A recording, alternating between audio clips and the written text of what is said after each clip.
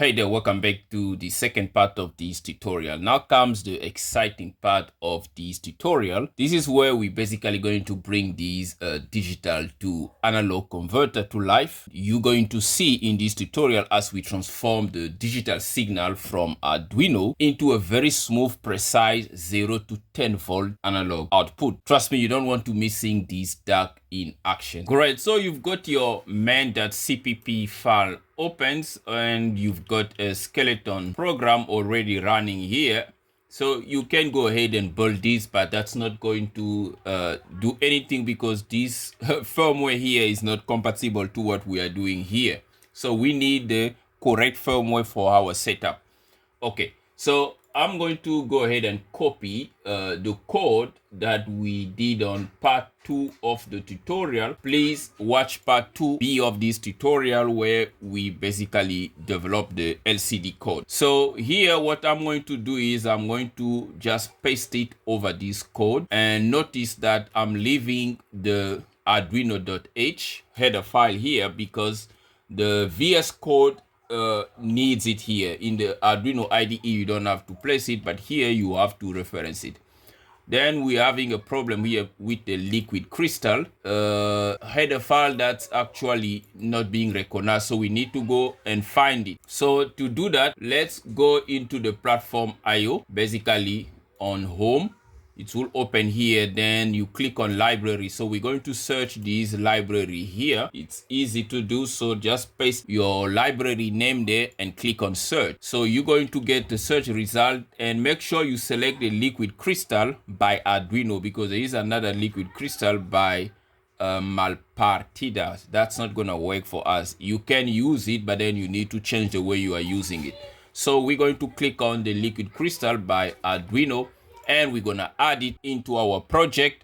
So we're gonna select the project name, so that is Arduino DAC, and we're gonna click on add. So down there they're showing the implementation, but we already know how to implement it, so we're just going to add it and move over here on the platformio.init file. Here you can see they added the basically the link to the library so that it can be recognized by our man. So soon enough this problem will go. So now we can go ahead and just close this and build it. Okay, so we need to open a terminal here, and then we're going to click on the build the project. So we basically just need to compile here. So if everything is fine, we should be good to go and generate the hex file that will be ready to be uploaded on our Arduino here. Okay, so compiling. Oops, we ran into some problems again here.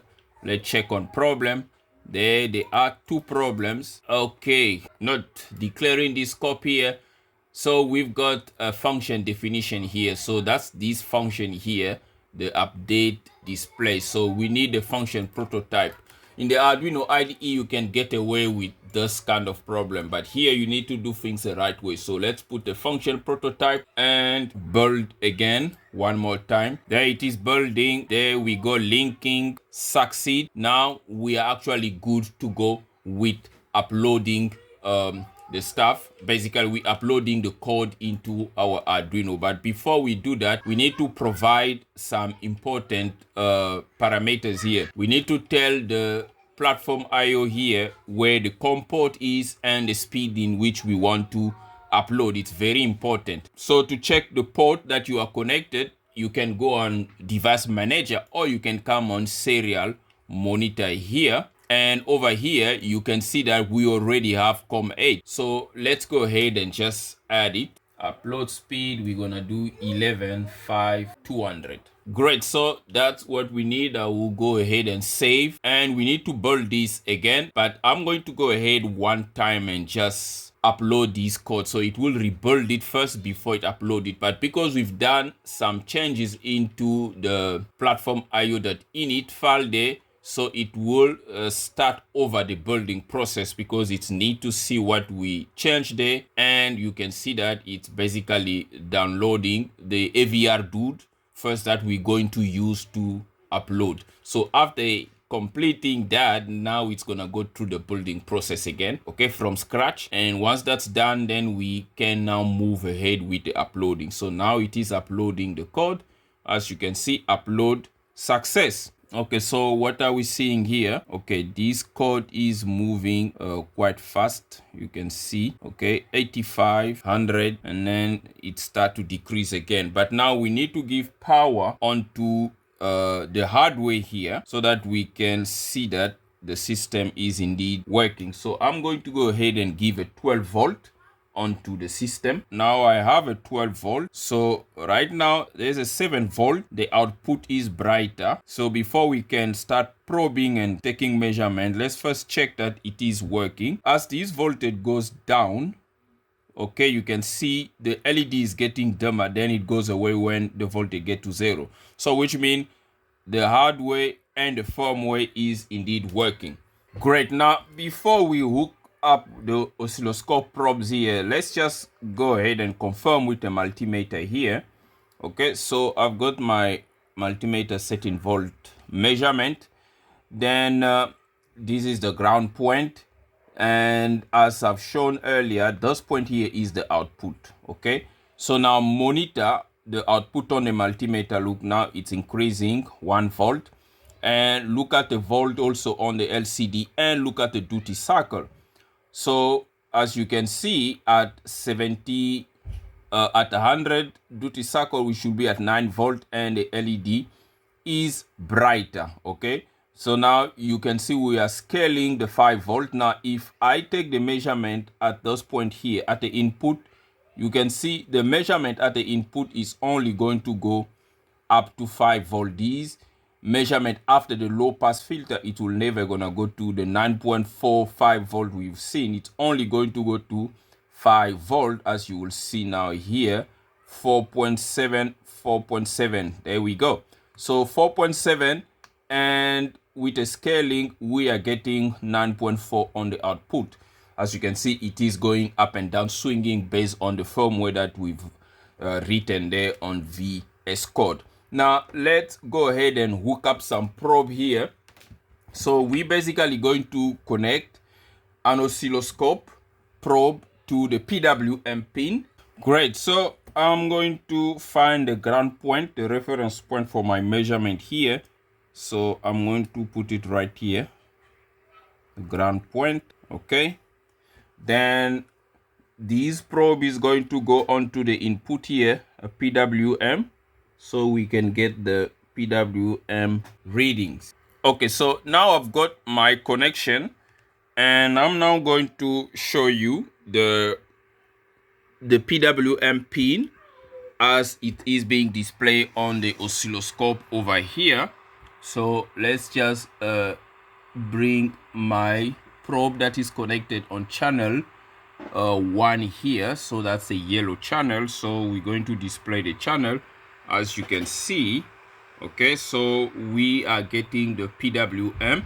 You can see it is changing, right? So as we are sweeping, the ramping up and the ramping down to basically go from 0% duty cycle to 100% duty cycle. So I'm going to connect the second probe, the blue probe, on the input of the op-amp. Basically that will be the output of my RC filter. So that connection point is somewhere here. So the connection point for my RC filter is where the black wire is connected. I can put it there, or I can put it right here. So let me put it somewhere here. So we need to find the connection point. Okay, let's not damage the circuit. Okay, and then the ground point of this probe can also just connect to this ground here. As you can see, they need to share the reference point. And we're going to display the blue channel, channel 2. As you can see, let's try put it on measurement. Channel 2, you can see the voltage is increasing, right? The voltage is increasing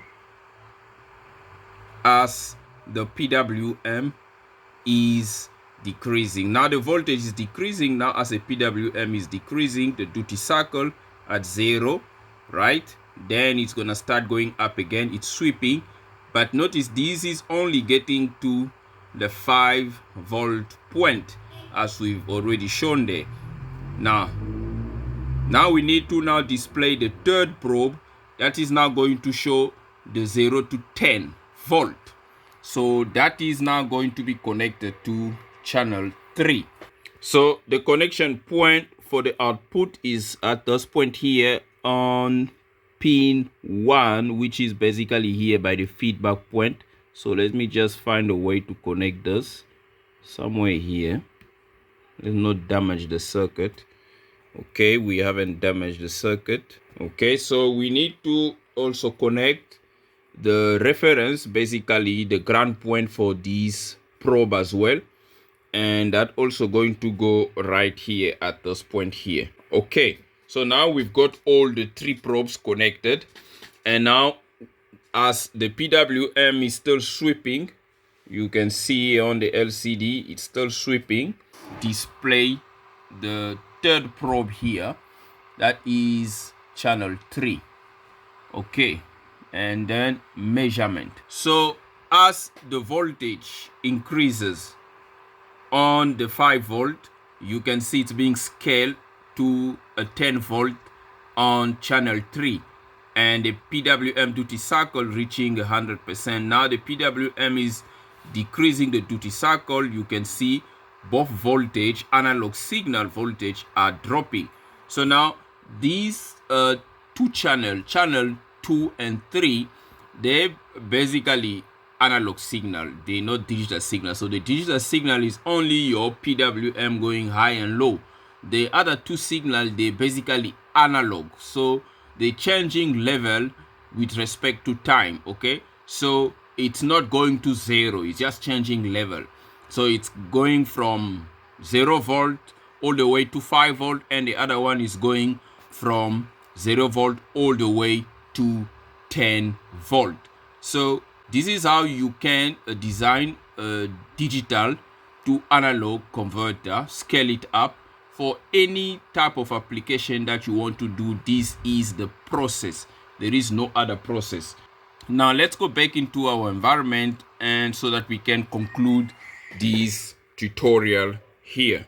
So now you know how to design a digital to analog converter, basically the foundation of it, right? So this open a whole world of application that you can do with this, so including motor control circuits, signal generations, and all sorts of things that you can do with digital to analog conversion. Now we only scaling here from 0 to 10, but you can scale basically any voltage that you want. Obviously there are limitations of what you want to scale. You're not going to scale thousands of voltage. Now you'll be talking about power system stuff, and if something goes wrong, you'll be dealing with huge short circuit current that you won't know how to handle it. So in a nutshell, this is how you can build a simple yet powerful 0 to 10 volt DAC using an Arduino, an op-amp, an LCD display, and a couple of resistors with your bunch of wires. So if you found this tutorial helpful, please make sure you thumbs up, gives it a thumbs up, and subscribe to CMTEQ channel, and also leave a comment with your thought in the comment section below, and I will get back to it as soon as I have time. So thank you for watching. Until next time, cheers.